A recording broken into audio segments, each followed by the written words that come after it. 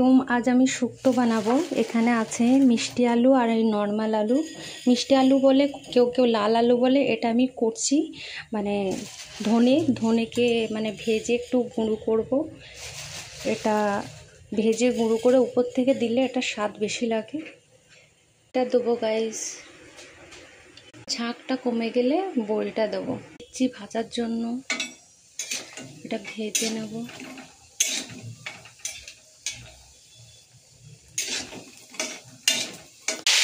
আলুটা দিয়ে দিয়েছি, এটা নর্মাল আলু, এটা মিষ্টি আলু দিয়ে দেবো।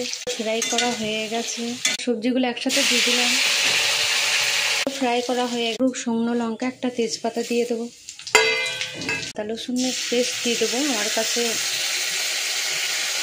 পেস্ট আছে।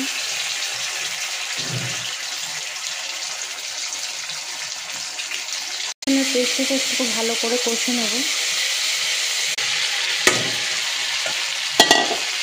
এটাকে একটু কষাবো। গুঁড়ো, জিরে গুঁড়ো, হলদি গুঁড়ো। সবাই হলদি দেয় না, কিন্তু আমি গেছে। এবার আমি দিয়ে দেবো দুধ। এগুলো দিয়ে দেবো।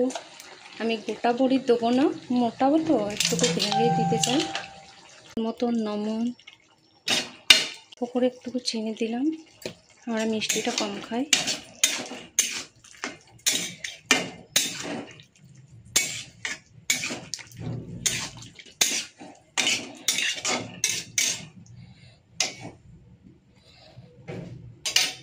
লাস্ট ইনগ্রিডিয়েন্ট হচ্ছে, এটা হলো ধনে, মানে যেটা ভেজে গুঁড়ো করে রেখেছিলাম। এটাই মেয়ের জন্য।